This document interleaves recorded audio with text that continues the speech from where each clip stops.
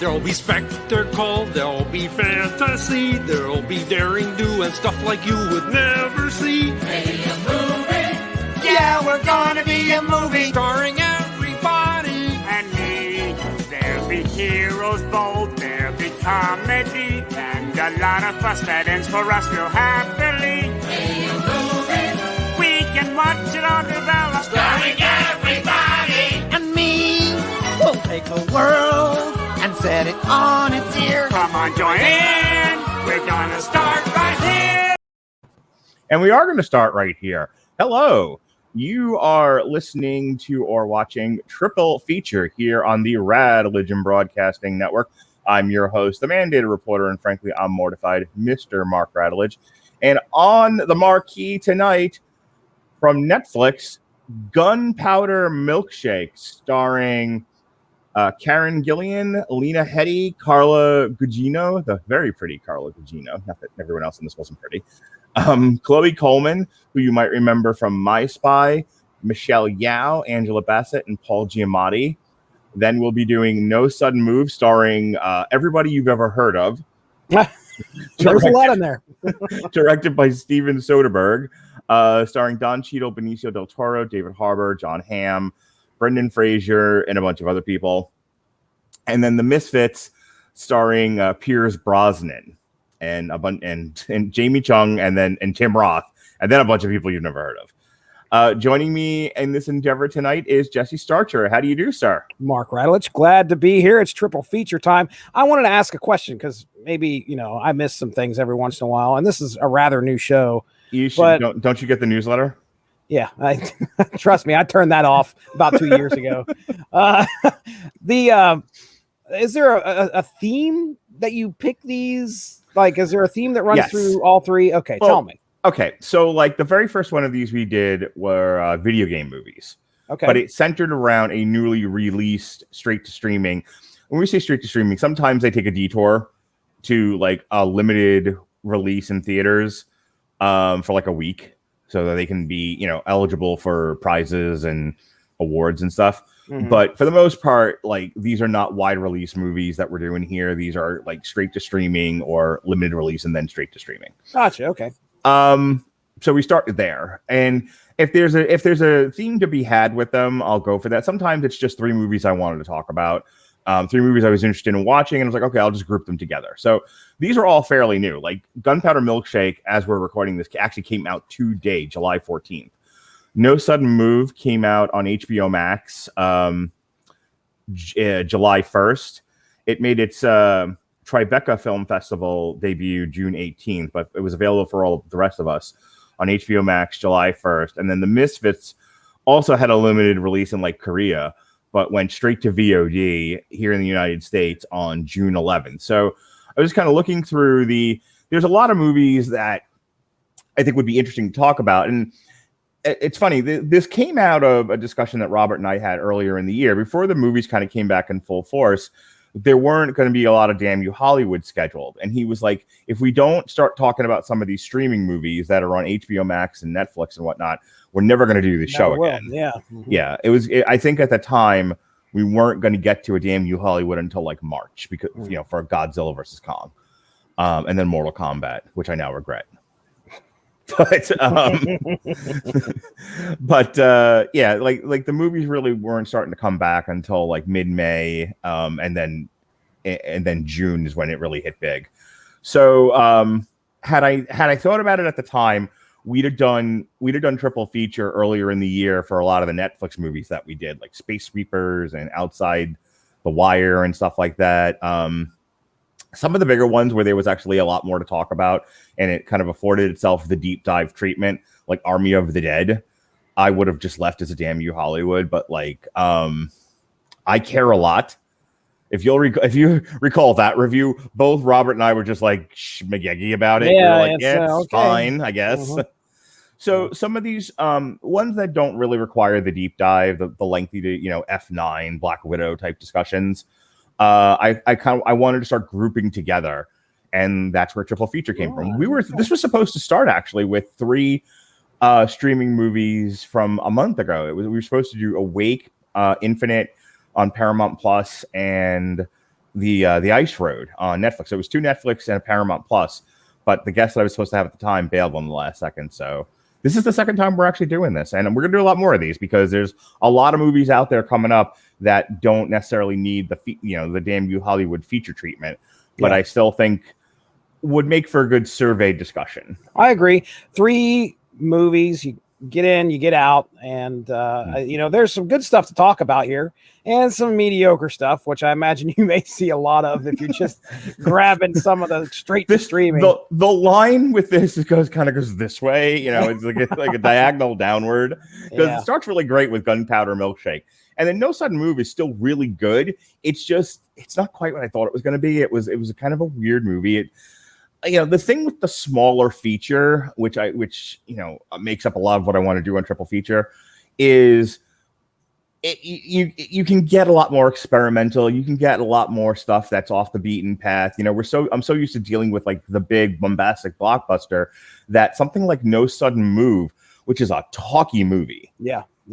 Even for like a gangster picture set in like 50s Detroit, I think it is. It's still a very talky motion picture, and it's really weirdly paced, and there's some bizarre things with it. But it was an enjoyable movie experience for somebody who really likes movies. And then the Misfits is a giant pile of shit. But but I don't need an hour to tell you that. Yeah, exactly. Yeah, I can tell you that 2 of these 3 movies that we're going to get into, I would have probably not watched at least for another year and a half before I started running out of stuff. And then that's just the way things are with me when it comes to movies. It's rare that I have the opportunity or the time or just the motivation to watch something like No Sudden Move. It's just I'm a big time blockbuster motion picture guy, and usually if I'm looking for a movie to watch, I'll probably watch something with the kids that I've already seen that I think they would enjoy. Right. But so it's good to have this opportunity to come on the show and talk about something I would have never watched in the first place. It gives me the opportunity to watch a movie. Yeah, I think that's kind of what I wanted to do with this, was like, hey, we're in this rut of just talking about stupid blockbusters. Why don't we talk about some of these specialty features that are out there that everybody else gets to watch, but because I have such focused podcasts that like I end up. The other thing that happened, kind of related to that, was like I would watch these just on my own, and then I would I would love to have talked about this with somebody, and I did not have a format for that, so I created one out of whole cloth. Like thinking back, movies like Without Remorse and Stowaway, Woman in the Window, they would have all been triple features. You know what I mean? Yeah. Just somebody to BS with for about, just like you said, about 20 minutes or so, and then move on. So without having to come up with a new segment or get into Rotten Tomatoes, and all of that. Like sometimes I just want to quick talk about a movie for 10 to 20 minutes and then be done with it. So let's be done with it. Hey, let's start. All right. So let's get into the first one here. The feature of the triple feature, the lead off. Gunpowder Milkshake, which actually just debuted today from Netflix. Yeah. And the plot of this thing, like I said, in her life as a professional assassin, Scarlett, who is played by Karen Gillan, was forced to... Lena Headey is Scarlett. Scarlett was forced to abandon her daughter Sam, and Sam is played by Karen Gillan, and go on the run. Years later, despite being alienated from her mother, Sam has also grown up into an assassin just like her mother. After a big mission spins out of control, choosing to protect an innocent 8 3/4-year-old. Again, you might know Chloe Coleman from My Spy, which was hilarious, by the way. Sam has no choice but to go on the run. This leads back to her mother and her librarian friends, who all together join forces in a war against those who took everything from them. All right, Jesse. I loved this movie. I am really into the stylized action picture. I immediately texted Andrew Graham and was like, you're going to love the fight where they're all half disabled and having to have this, massive gun and kung fu fight. Yes.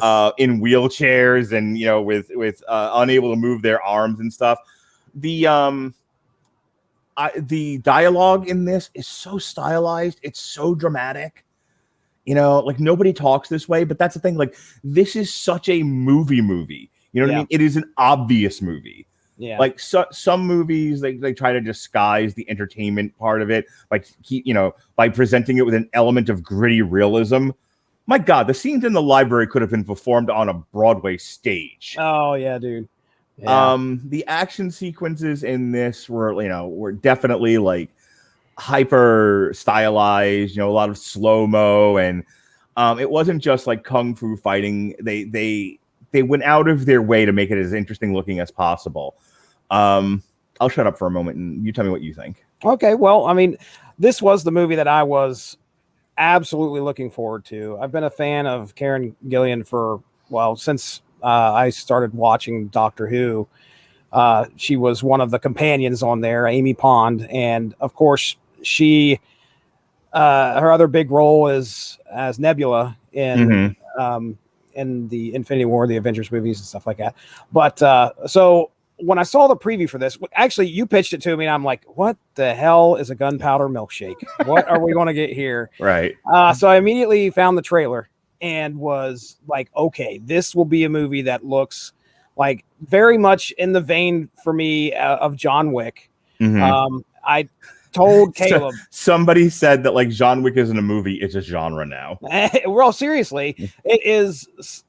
There are a lot of films. What was the Jason Statham movie that just came out? I think you guys reviewed it. I can't remember. Wrath of Man by Wrath Guy of Man. Yeah, reminded me very much of that. It's the unassuming guy. You're like, oh crap, he's going to get in way over his head, but little do you know, he's absolutely got things under control. So they've done that with a lady and with Sam here, who I knew Caleb would enjoy this movie. My 11-year-old son loves the movie John Wick. I understand it's ultra violent, whatever. He's actually, I guess, grown up with that and not had any problems. This is America. It's okay to show your children. America.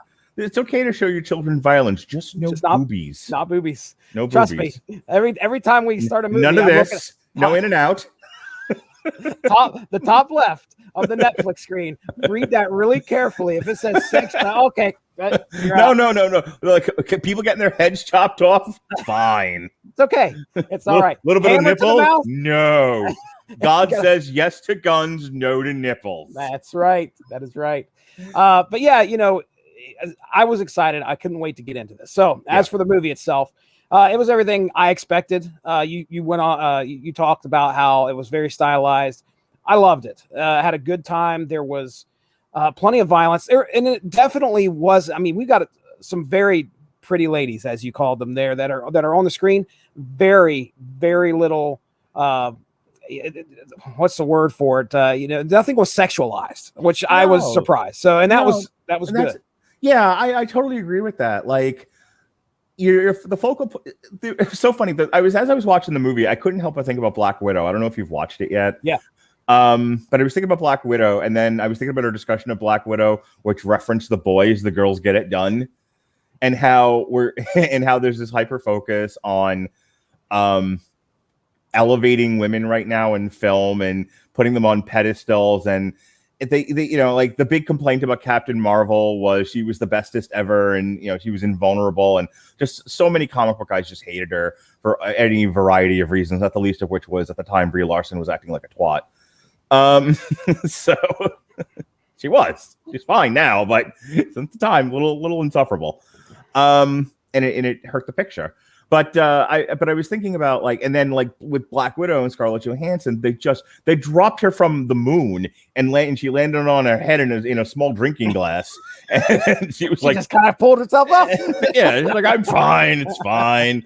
Florence Pugh blows herself up, and and it's ridiculous. Yeah, they just photoshopped her in there. It's so bad. But like this, Karen Gillan gets the shit beat out of her, and there's blood, and she's injured, and she's hobbling at one point. The whole bit where she can't move her arms, and I was like, wow, they managed to make a movie featuring women and definitely putting them at the forefront, and definitely making all the guys look terrible and goofy. But I never felt like I never felt it was insulting to men. I never felt like the women were unjustly propelled. That was just the movie. It was a movie about these women. Yeah. Somebody is gonna get over in a movie. It might be a man, it might be a woman, might be a child, it might be a unicorn. You never know.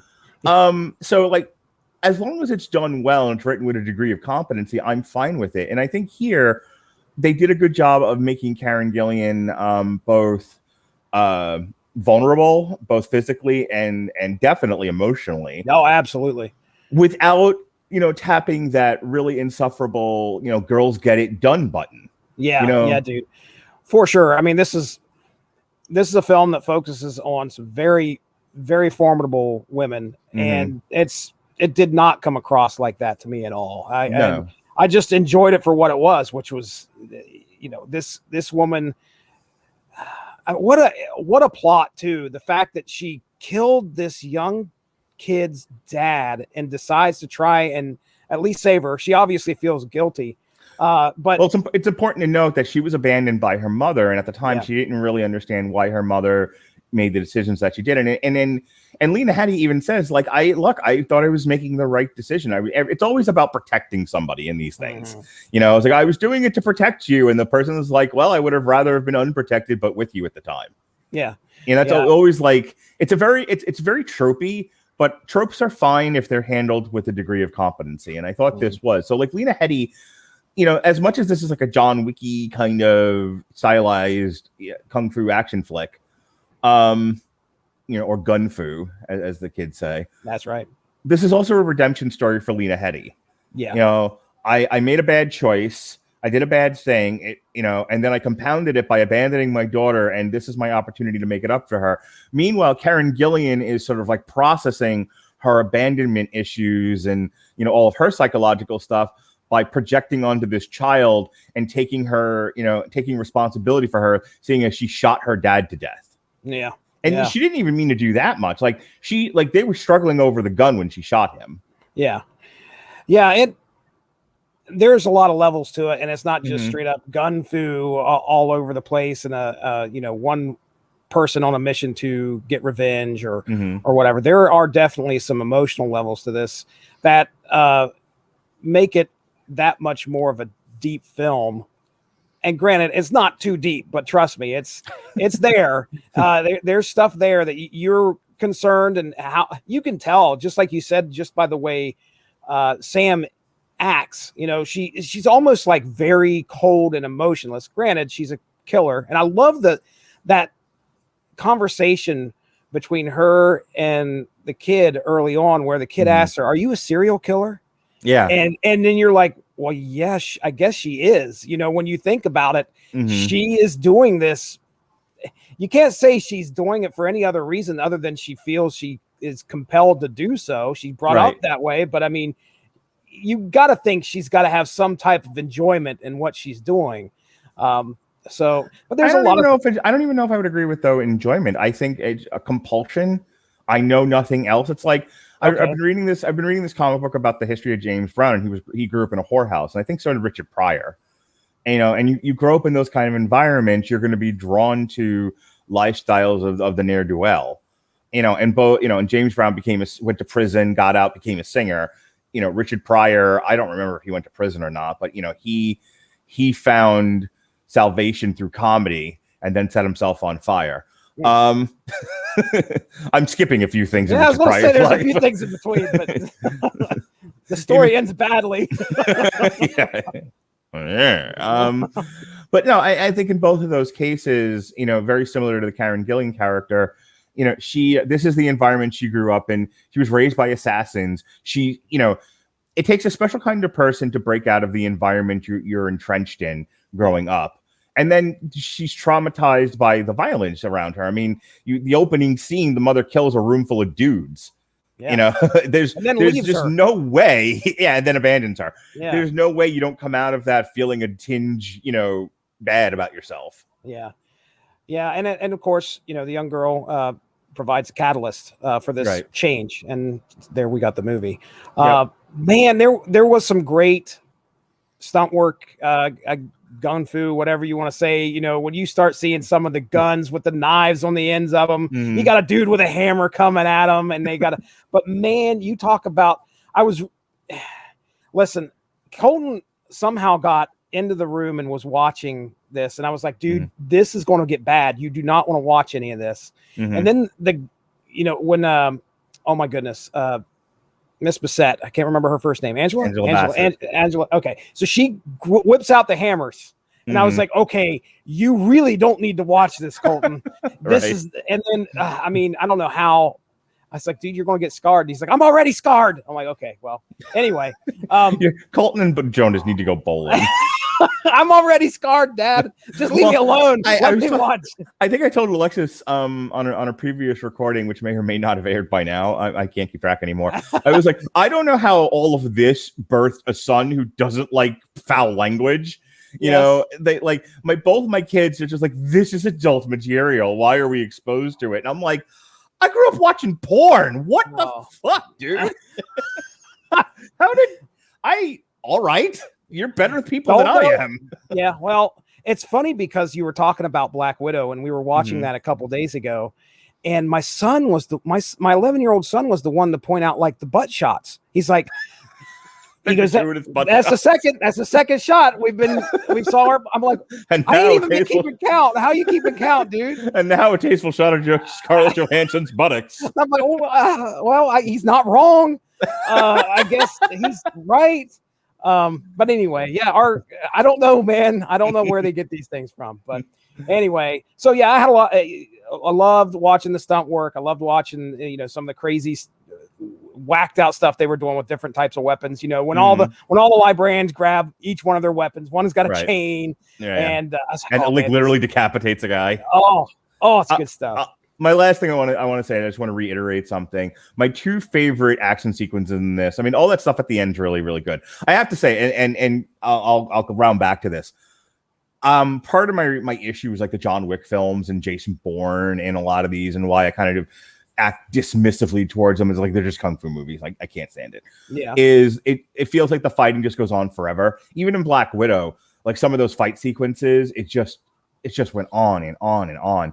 Here, I thought, like, this is a 2-hour movie. This is some tight editing. Like, I never felt like the movie dragged at all. I felt the dialogue scenes were laden with emotion, and I was interested in the characters. The characters made me care about them, which is something that I don't find in a lot of movies today. Like, it was one of the things I was saying about Black Widow again. It was like, I just don't care about some of these people. They're not engrossing. Their characters are not engrossing to me. Where this one was, and they did so in a very short period of time. So when they're in peril and you have faceless goons descending upon them, there's tension for me, at least as the viewer, because like, first of all, they don't have to live for another movie where they fight a purple space alien. So they may die. A kid may get killed. One never knows in this kind of a movie. That's and so like, I'm on the edge of my seat, like, what's going to happen? And so there's that. And like I said, like the fight scenes don't go so long to where I start to get bored with the movie, or it's just overwhelming. And you're like, I just want this to move on already. Yeah. Like they moved. This was good pacing. There is, let's say you got 5 fight scenes in a movie. All right. It gets by the 3rd or 4th one where you're just hearing, you just, okay, we've seen that. Okay. You might have done something neat with, the move that you did. Okay, that's great. The final fight scene in the final shootout in the diner. Yeah. No sound effects whatsoever other than that soundtrack playing and just people getting blown away in slow motion. And that's a great way. My TikTok for this is set to Janis Joplin's Piece of My Heart. That is perfect. I already put it up. Nice. I was like, no one's going to look for it that quickly. I can put it up now. It's fine.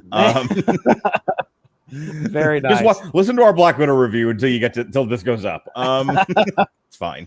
But yeah, I like that. I referenced the Janis Joplin thing because that's the one that plays where it's just Karen Gillan and Lena Headey in the library, and the goons are descending on them, and they're in there, it's surrounded, and it's a shootout at the OK Corral, and it's set to Janis Joplin's Little Piece of My Heart. That's good stuff. So good. But yeah, my two favorite action sequences, and I'll give you the final word on this, and we'll move on. I brought it up before. There's a scene, so just like in John Wick, and I kind of rolled my eyes at this, and I was like, no, like give it a chance. things are going to be the same in movies. It's how you handle them. So like John Wick has the hotel where everyone has to take time out and you're not allowed to hurt each other. First thing that came to mind when I was thinking of it, I was like, it's the diner. Yep. The diner in the hospital. So the underground hospital with the doctor where she takes the father whom she shot first. And then the goons Paul Giamatti's goons go to find her there. And she's kicked the living shit out of them at this point. This is the first. She beats him up in the bowling alley. One so far. Yeah. So she beat him up they descended upon her in the bowling alley after Paul Giamatti told them, don't rough her up. Just try to talk sense to her.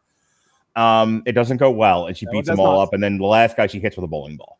Yeah. So then she goes back. So she brings the dad to the hospital, leaves him there and says, fix him. And the doctor's like, you shot him in the belly. Yeah, not a lot I can do. Not much we can do. This isn't Reservoir Dogs. No. so then she leaves to go get the kid at the bowling alley. She gets descended upon by goons. She beats them all up. She leaves, and now she's got the fun bowling jacket.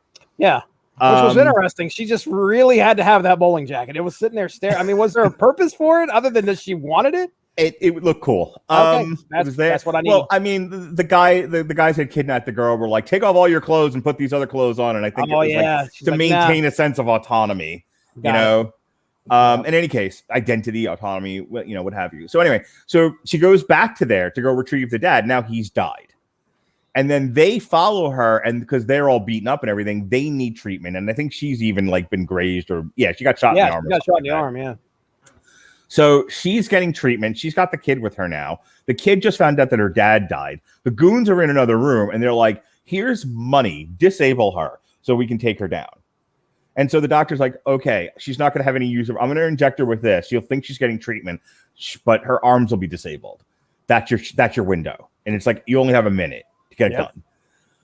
That's the setup for this. So the other thing is these guys are treated with laughing gas. So they're all like laughing hysterically the and giggling and time. stupid. Yeah. One of them's in a wheelchair now. The other one's on crutches. The other guy's got, they're a mess. Yeah. And Karen Gillan can't use her arms. And then ding is on. And she's got like a knife and a gun taped to her arm, and she has to now beat up these three guys with no arm use and a gun taped to one hand and a knife taped to the other.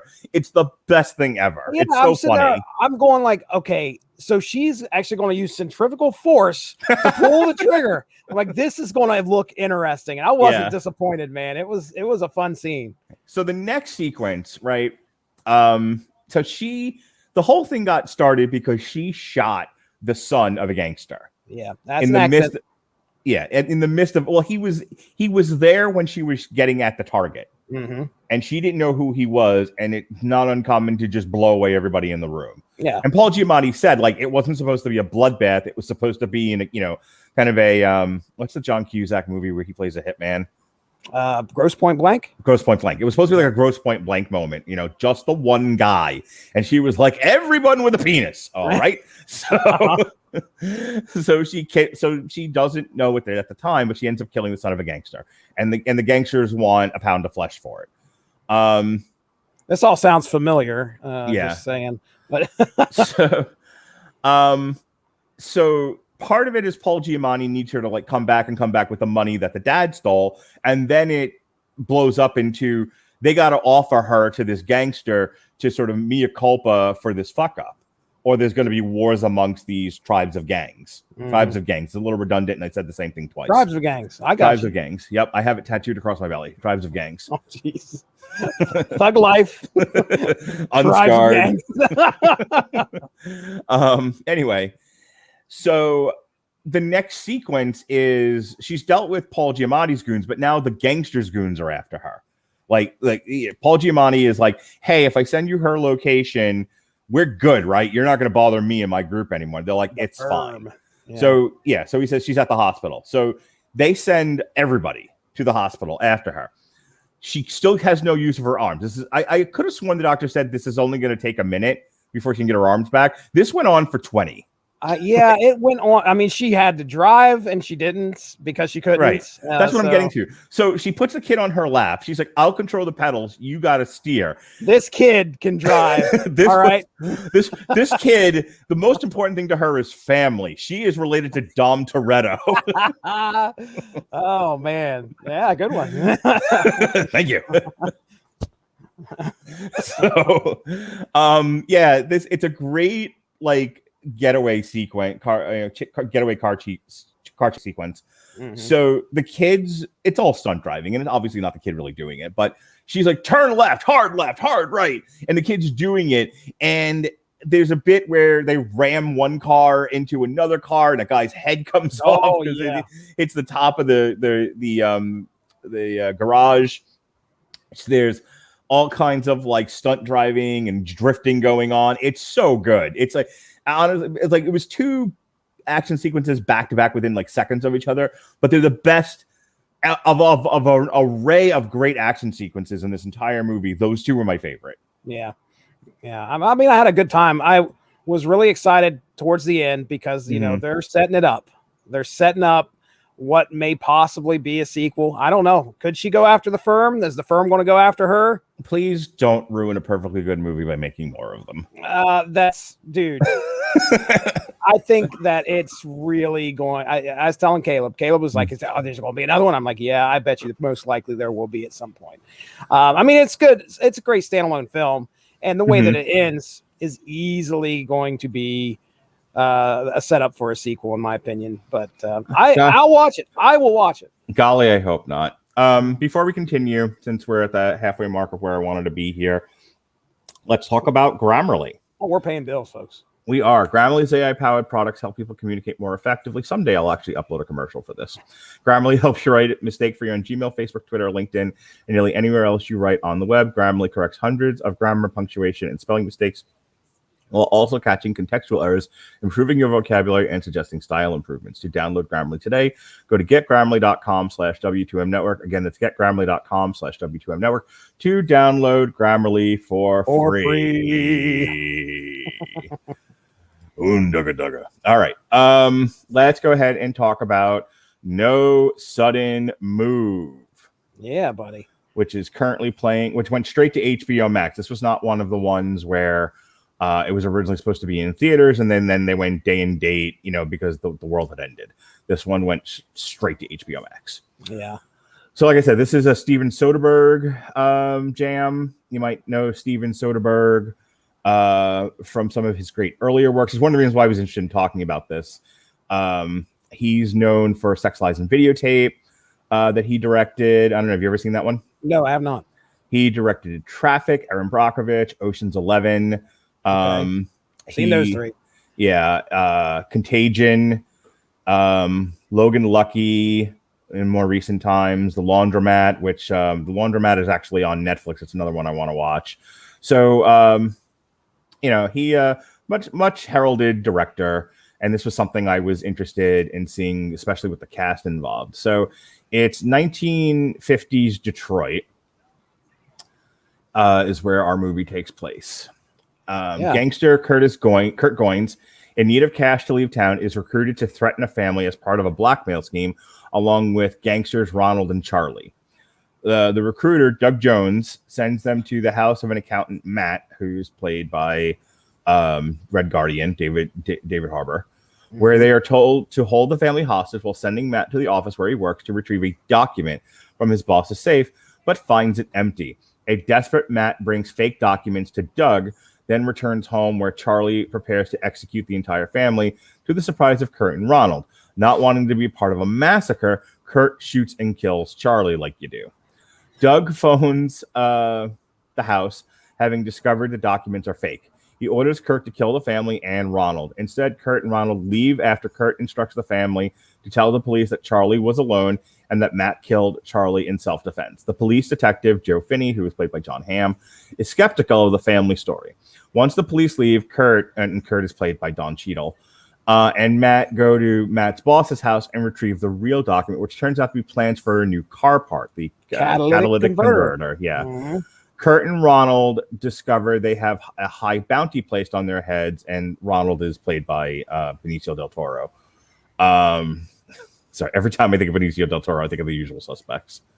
It's a good movie. I want to watch that one with Kira pretty soon. Oh, yeah. Give me the keys, you fucking... Oh, what the fuck? So good. The golden age of film right there. That in the 70s. They have a high bounty placed on their heads, and they make plans to ascertain what the document is worth by arranging a meeting with Frank Capelli, who is played by Ray Liotta, who isn't nearly as fat as he used to be, the mob leader who contracted the blackmail scheme and with whose wife Vanessa Ronald is having an affair. Kurt makes further arrangements with mob leader Aldrich Watkins, who is played by Bill Duke of Predator fame. Oh, yeah. Like we said, everybody is in this movie. Yeah, to take part of the eventual payment in order to clear Kurt with Watkins, with whom he is on the outs. Doug, Kurt, and Ronald have a meeting with Frank. Kurt deduces that the value of the document vastly exceeds the amount they considered it was worth. Frank attempts to use Doug to kill Kurt and Ronald, resulting in Doug's death. Frank flees, only to be caught by Kurt and Ronald, who extract the name of his contact. Kurt calls the contact Naismith, who works for Studebaker Automobiles, and arranges to sell him the document for $125,000. Frank escapes, but when he returns home, a battered Vanessa shoots and kills him like you do. Oh, no, Vanessa! Yep, she's dead. Seeking a bigger payday, Ronald and Kurt return to Matt's bosses and extract the name of the document's owner. Kurt and Ronald meet with the arrogant automobile industry executive, Mr. Big, who's played by Matt Damon. Damon. Hey, look, there he is. Matt Damon. At a downtown hotel, who is willing to pay $375,000 to retrieve the document. The document is revealed to be plans for the catalytic converter, seeking to conceal its existence from the public knowledge to avoid governmental pressure on the car companies to implement pollution controls, because company's bad. That's right. After Mr. Big leaves, Kurt and Ronald attempt to split money, but they are interrupted by Watkins and his men, who have already retrieved the $125 from Naismith. Ronald is allowed to leave with the $375, but Watkins takes Kurt away at gunpoint. Watkins and his men are stopped outside the hotel by Detective Finney and his men, but he bribes the detective with $50,000 of the Naismith money to let him leave with Kurt. Ronald flees the city with Vanessa, but when they leave the main road to avoid a potential pursuer, she kills him and claims the money for herself, because bitches be whores. It happens. It happens. As she drives away, Vanessa is stopped by a police officer who takes the money and allows her to leave. Good day, miss. Detective Finney privately returns the money to Mr. Big, including the $31,000 added from Vanessa and the $50,000 from Watkins. Watkins leaves Kurt in Kansas City with a small cut of the, which is $5,000, just the money he wanted. That's all I wanted. Of the Naismith money, revealing he made a deal with him, but led Finney to believe he would be killed. All right. Wow. That was that was. This was a very heavily laden film. Like when I read the initial synopsis for it, like what is it, like when I was going through the movie schedule before it had come out, I wanted to see what this movie was. It was like, oh, it's a gangster movie set in the 1950s. I'm like, with Don Cheadle. I'm like, okay, then. Yeah. You're looking at the world's biggest fan of The Wire here. This is right in my wheelhouse. Right up the old alley. Yep. Right up the old alley. On the first date.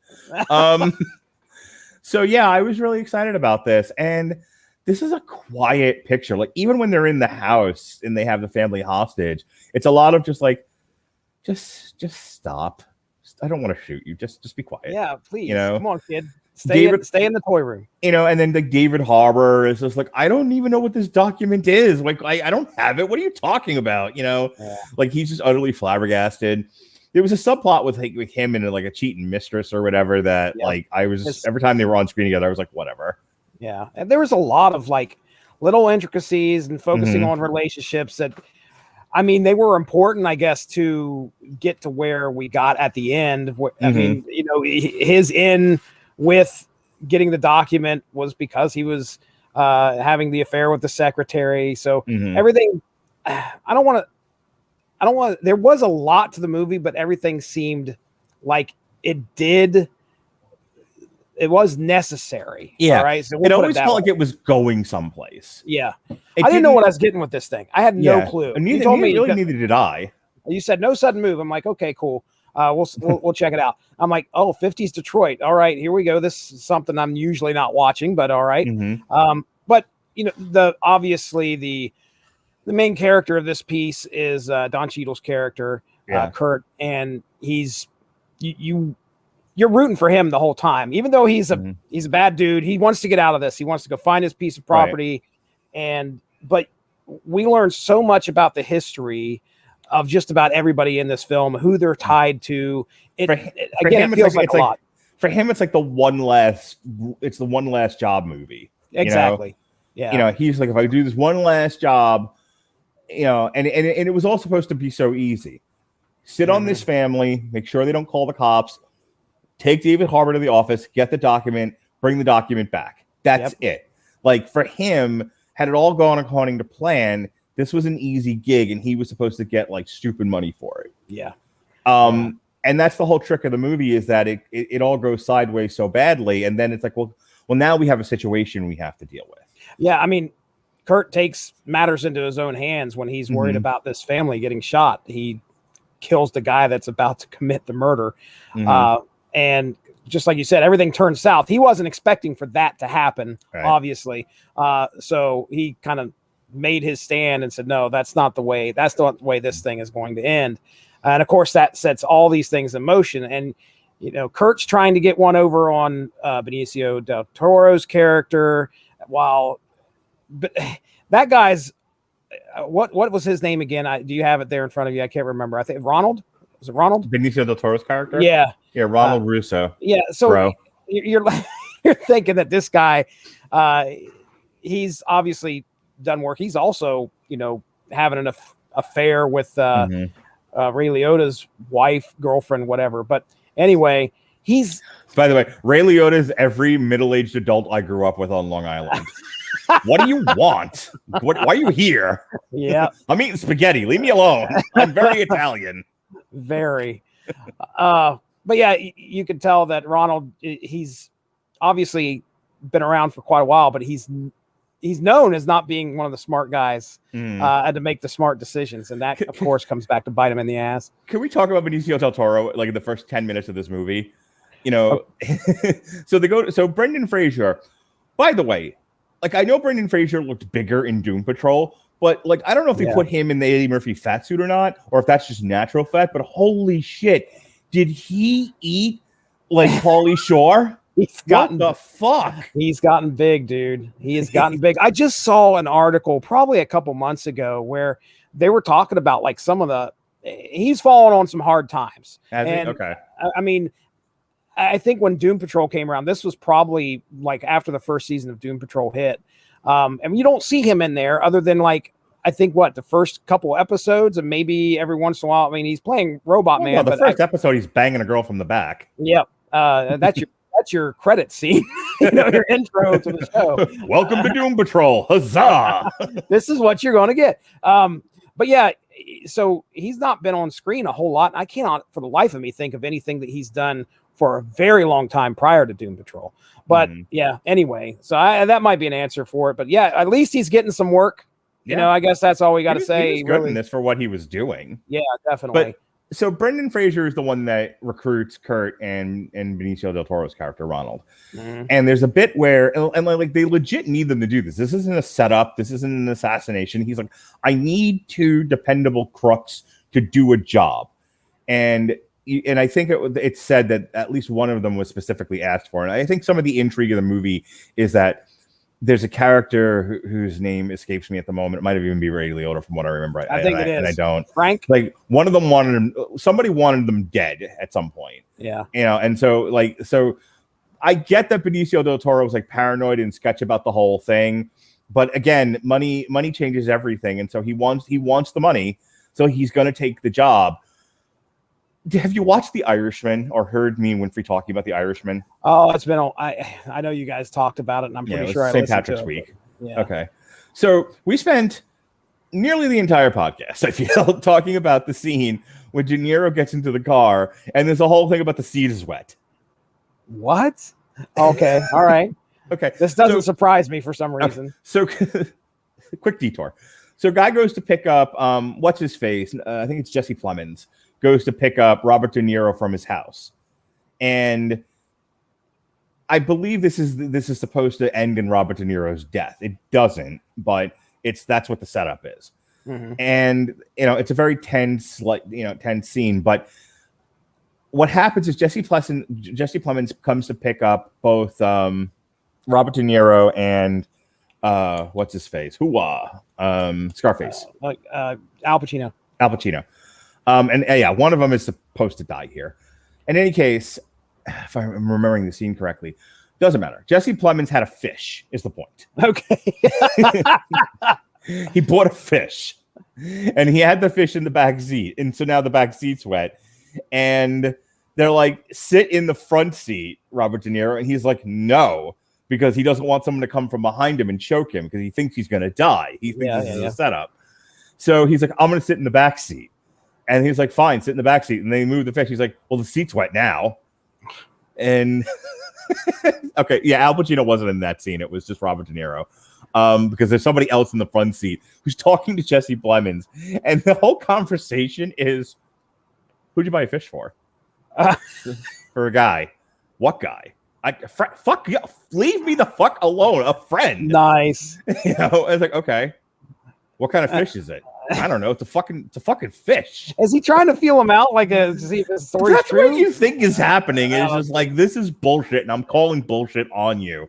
And so he's peppering him for details to try to get him to try to flesh out how much bullshit this really is. The problem is the scene goes nowhere. And it just goes. They eventually finish the car ride, and Robert De Niro goes about his day. There's plenty. Yeah, I was going to say there's plenty of people online still talking about that fish today. I'm sure. Yeah. That's what the Benicio del Toro scene at the beginning of this reminded me of. It's much shorter. It's not nearly as ridiculous as all that. But like when he's like, he like goes to the car and Brendan Fraser's like, get in the car. He's like, in this car? No, I he's so skittish. Like, I'm not getting in the car. And then Brendan Fraser's like, give me back my money then. He's like, all right, I'll get in the car. But I'm sitting in the back seat. And then Brendan Fraser's like, oh my God, sit in the fucking trunk for all I care. Just get in the car. I thought there was a racial element to it. Like, I thought he had a problem with no, he thought he was going to die. Huh? No, he thought he was going to die. Well, you don't sit in the front. You don't sit in the front seat if you're in like near to well crime stuff because. And then he opens up the door and he asks Kurt. He's like, "Could you please sit up front?" And Kurt's like, "No," because Kurt thinks he's gonna die too. Like they are all untrustworthy. Yeah. So he just moves over, and Benicio del Toro's like wiping the seat. So it doesn't goes on as nearly as forever as the scene in The Irishman, which is worth watching just for that, by the way. Like if you could just find the fish scene on Netflix, on I'm YouTube, sure it's got to be on YouTube. I might have to find it for you and send it to you when we're done here. Anyway, I love that scene. It's short enough to not have gotten on my nerves, but it's long enough that it made me laugh and think about The Irishman. Nice, very nice. Well, I'll tell you my favorite scene. All right, okay. My favorite scene's got to be. And I think we saw it in the trailer there, which I would have hated. I'm glad I didn't see the trailer before watching the movie because it was my favorite scene. And that's when David Harbour has his boss on the ground. He's like, "This is going to be a punch, sir." He's punching his boss in the face, and he's trying to tell him, "I love my job." He doesn't want to get fired, but he just keeps beating his boss so he can get this document. David Harbour, I'll tell you, I'm really surprised at. I say surprised. I mean, he's been a good actor. Stranger Things is obviously one of my top favorite shows from Netflix that they've put out. And of course, his portrayal of, oh my goodness, I can't remember his name. I'm sure there's plenty of people out there yelling what his name is. But anyway, his portrayal of his character on that show has been one of my favorites. And I can't recall if I've seen him in anything else. Now I'm starting to wonder if I have because he just seems like he's flown under the radar. And then all of a sudden, I mean, Red Guardian, and then this movie right here, there was another movie I swear I saw him in, and I was like, holy crap, this guy is he's a good comedic actor. He's able to pull it off. He was great in Black Widow. In my opinion, I think that was probably one of my favorite parts of Black Widow. But yeah, he really, I had a fun time watching him in this, him having to deal with trying to get this document, trying to deal with the fact that not only the fact that his wife has now found out that he's had an affair, he also has to try and convince this girl that he's banging, the secretary, and that really goes south for him. So what a nag she was. He's like, and then at the end, he shows back up after. I think they were planning on leaving to go like California, and that all falls through. And then by the end of the movie, she's like, "Yeah, I'm going with Gary from accounting or whatever," and he's got to sit there and watch her leave, and everything's falling apart for him. But anyway, really loved. I really loved watching him in this, and that was probably my favorite scene. There was a lot of good stuff. I mean, I knew there was going to be so many twists and turns in this movie just because of after about 10 minutes, I'm like, okay, we're dealing with gangsters, we're dealing with shady people, we got corporations involved, and there's all sorts of money going everywhere. But I knew Kurt was going to get out of this unscathed for some reason. I knew whoever he was in bed with before that puts him in the trunk. Well, you said his name, but anyway, by the end of the movie, you're thinking, oh, he's going to get thrown to the fishes. That's not the case. Don Cheadle, Kurt's able to make it out and get his piece of property, and it's only $5,000 he wanted. So, I mean, I had a good time watching the movie.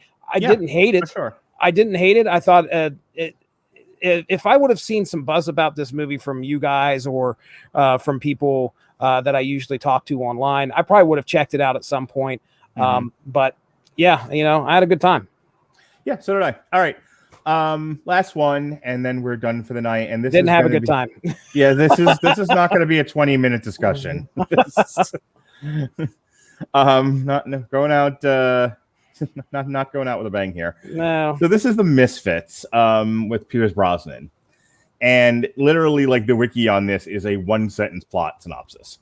Set in the Middle East, the film follows a master architect, Richard Pace, who finds himself caught up in a major gold heist with implications that go far beyond what he could have possibly planned for. So, yeah, the premise of this is that there are these thieves and con artists who steal and steal from the rich, and they give to the poor. Yeah.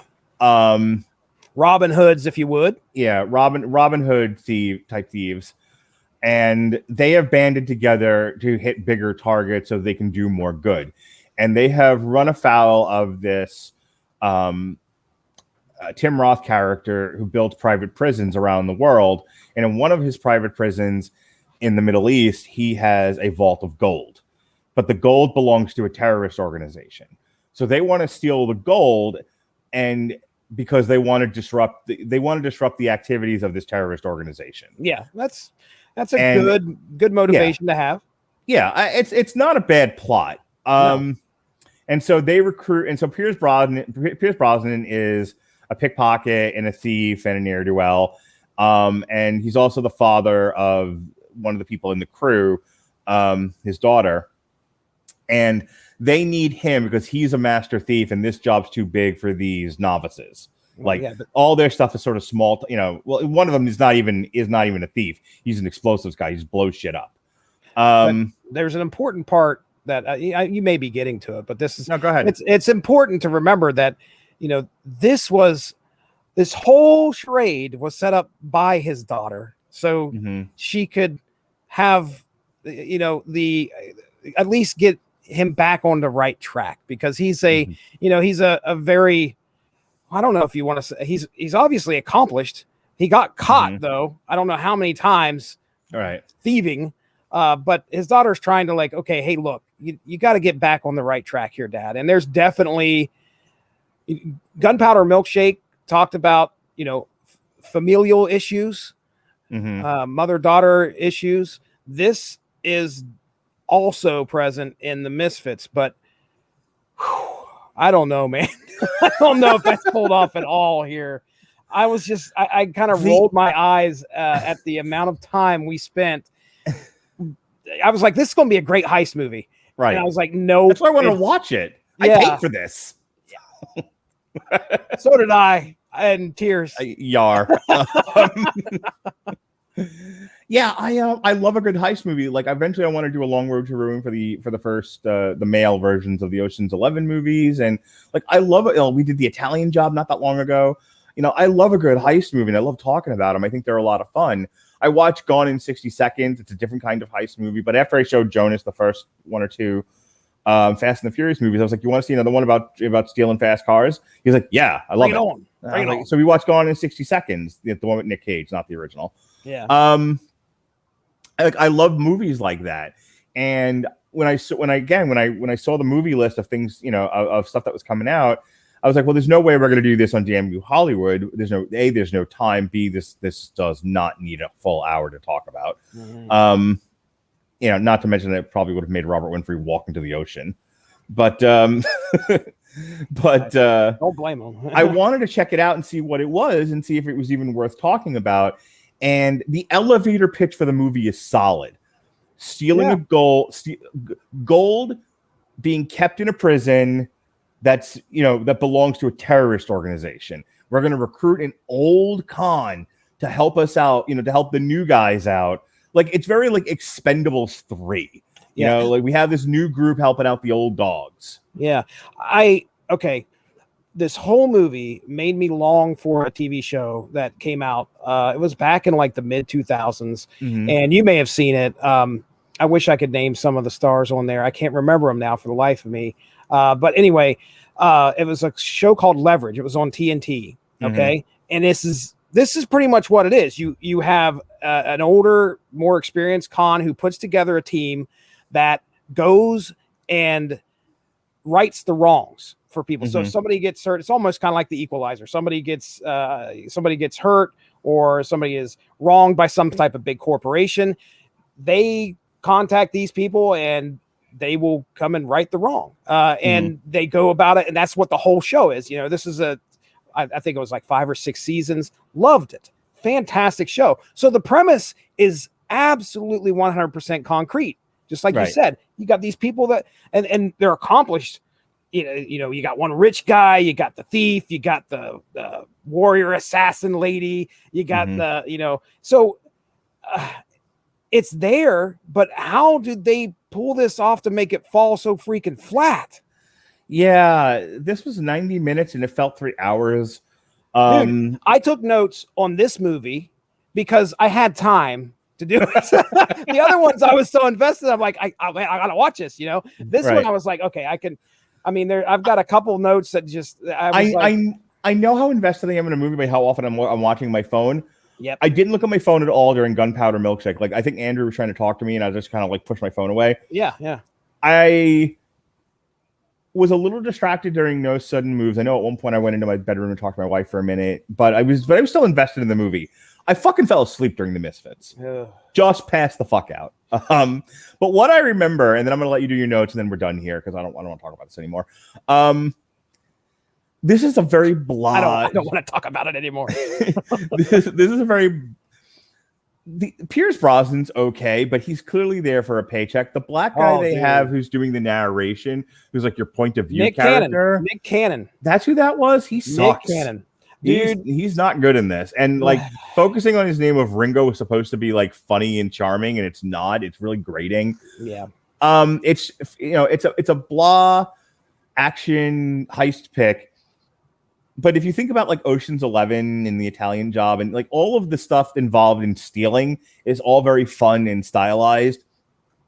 The best part of this movie is them preparing for it. But it even gets ruined again by Nick Cannon, who's doing the impression of the inspector, so they can get Pierce Brosnan and the Asian guy in there to blow a hole into the safe.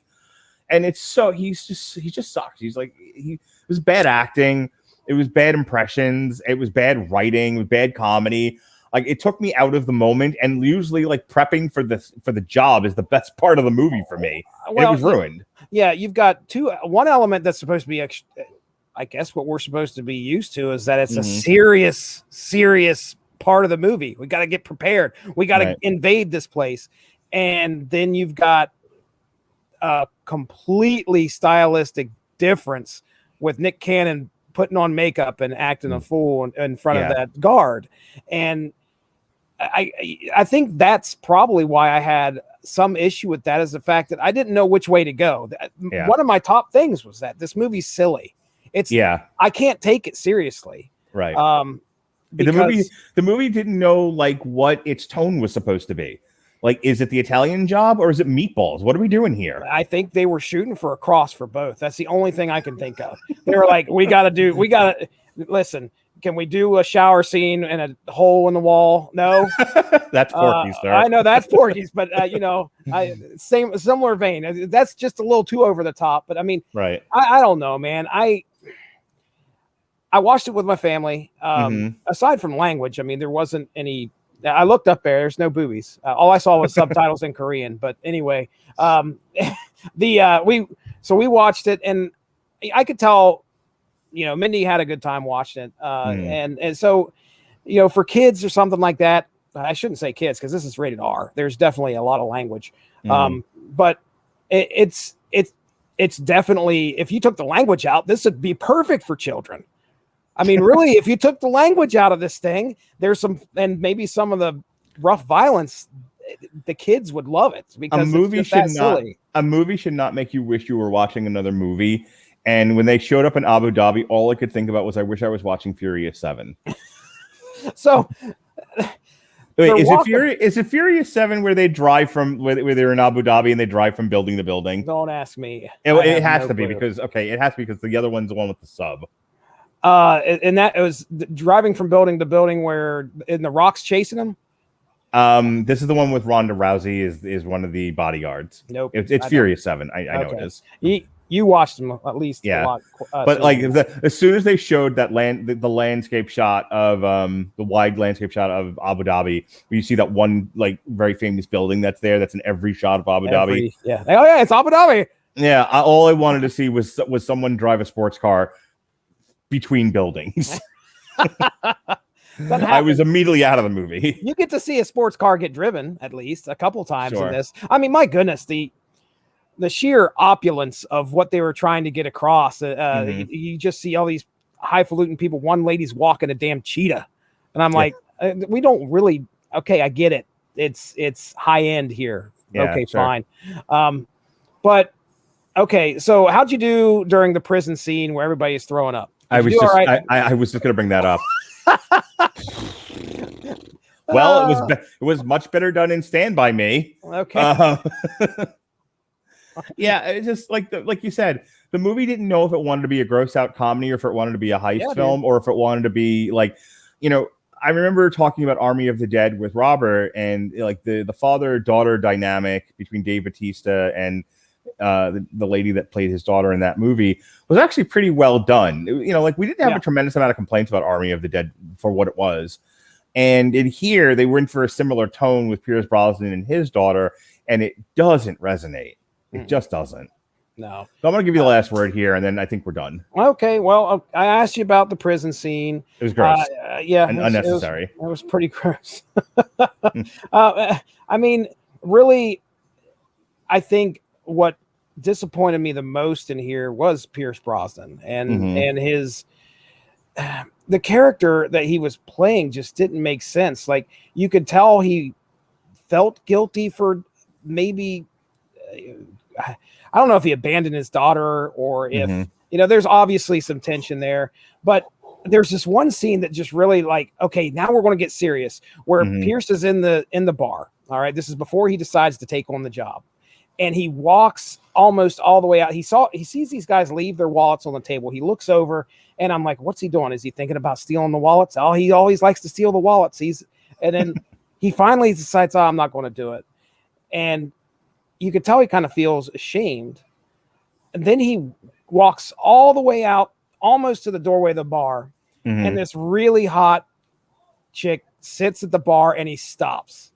And all you can see is his silhouette and his head turn. You're like, that is just over the top. You got to put Pierce Brosnan as a damn sex symbol. There's no reason for that in this movie. And next thing you know, he's waking up in bed with her while she's asleep and he's getting dressed. And I'm like, man, he was a Bond once. Well, okay, fine. I guess we got to remind everybody that how old's the dude now? He's got to be pushing like 70, right? At least, yeah. He's probably 100 years old. Let me see. 100. I mean, age is nothing but a number, but 68. I was close. Close. Very close. But yeah, I mean, his performance just really fell flat. I mean, I like I said, solid premise. you got some great ideas here, but it just was not executed well. The Misfits. The Misfits. All right, so highly recommend Gunpowder Milkshake. If you're if you're filmy and you've got some patience for a bit of a slower, bit of a talky, no sudden move. If you've got HBO Max, you might as well use it, right? I mean, it can't be all Space Jam, Mortal Kombat, and Godzilla vs. Kong all the time. Or Game of Thrones. Yeah. Sometimes if you've got the streaming services, do a bit of a deep dig and come up with one of these gems. And then the Misfits, don't do like I did. Don't rent it. Don't steal it. Don't watch it. I'd like my money back, please. Let it wait for it. You know what? If it shows up on Tubi, there you go. then and you've got nothing else to do and you can't find your remote and you're high, go ahead and watch it. Yep. That's a great endorsement. And on that note, Jesse, we're taking a few weeks off of Metal Hammer review. We'll actually be back next week. We'll be reviewing Scooter, God Save the Rave. That's right. You know where you can find Scooter? Tell me. On AmazonMusic.com. Ah, okay. All right. Tell me more. Yes. If you click the link in the description of this podcast, you will get, and you fill out the information, you agree to the terms, you will get a free 30 days of Amazon Music. And you can stream Scooter, God Save the Rave, and all the happy hardcore you like. It's good stuff. Absolutely. So go ahead and click getamazonmusic.com/W2M Network. Enjoy your free 30 days on us, the Radulich Broadcasting Network, and W2M. And if you don't like the service after 30 days, you can cancel. No fuss, no muss. There's no contract, no problems. If you like it, you want to keep it, you pay the monthly fee like you would, and it's right up there as reasonably priced, if not less, if not more so than Spotify or Apple Music. It's a great service. Why not buy your T-shirts, your groceries, your wares, and your music and your movies all in the same place? Amazon. That's right. It's what's for dinner. No, that's something else. It's true. All right. So, Jesse, you and Dean Compton did that Unspoken Issues thing. Tell us about that. Yeah, that hit today. It's on the airwaves, on the Radulich Broadcasting and the WCM Network airwaves, where Dean Compton and myself talked about what if Spider-Man. No, let's try that again. What if the Punisher had killed Spider-Man?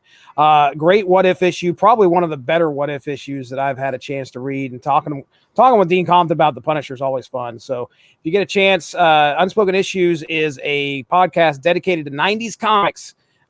We've got a little more than 30 episodes under our belt right now. So check that out. You should be able to find that on the YouTubes, Twitter. I know Mark posted all over Twitter today.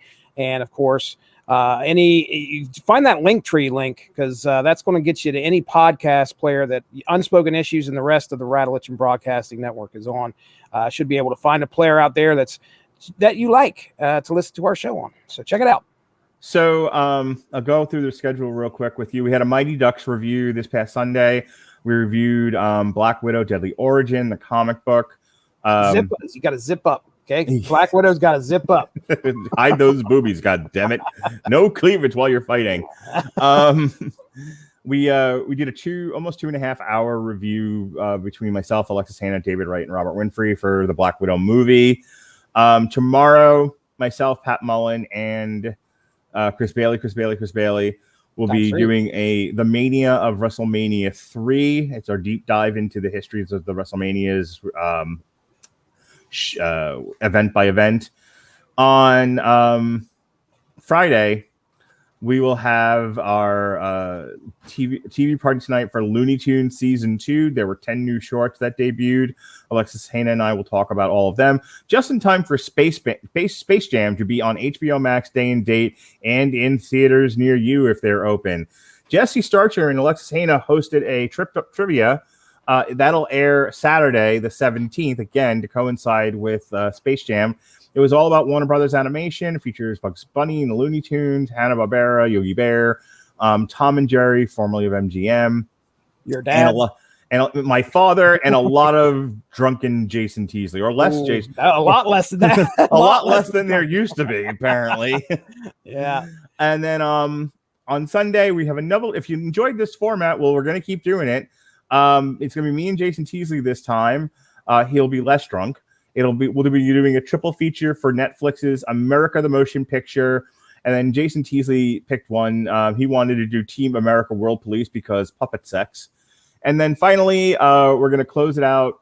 I picked, since we're doing animated features, I went and did a deep dig, and I found one from Patton Oswalt, Nerdland, which apparently is terrible. So there's a pattern with these triple threats. Teasley's regretting choices you made for him. You know that, right? What was that? I said Teasley's regretting choices you made for him.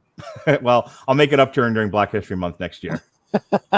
You saw yes, that, you right? will. I did see that. As a matter of fact, that's going to be great. Oh my god, I can't wait! 1 million listens. That's what's going to break us. That's how we break into the mainstream. I'll plug one more thing. I'll do it for Jesse. The week of the 23rd, Snake Eyes comes. G.I. Joe Origin Snake Eyes comes out, and to coincide with that, Jesse's dropping a syndicated source material for G.I. Joe versus Transformers. That first grouping that you did, the first like 20 or so episodes of source material that you then re-edited and put back out for public consumption, that's coming to an end shortly. I know, man. I know. I was just looking at it actually a couple days ago because I think I have maybe 1 or 2 more episodes left. Yeah. I think the last Savage one is Dragon and like Why the Last Man. Why the Last Man. Yeah. So I want to have to start editing. Get some more episodes out there. Man. If that's the plan, that's the plan. We got a long Halloween coming up. Maybe you can do that one next. That's right. Oh, wink. So, yeah, man. I enjoy your re-edits of the syndicated source material, and I think we should keep doing them. All right, I like it. There's not enough content. Apparently not. I mean, there's only so many hours in a day. It's so many shows in a week. All right, for Jesse Starcher, I'm Mark Radulich. Be well, be safe, and behave.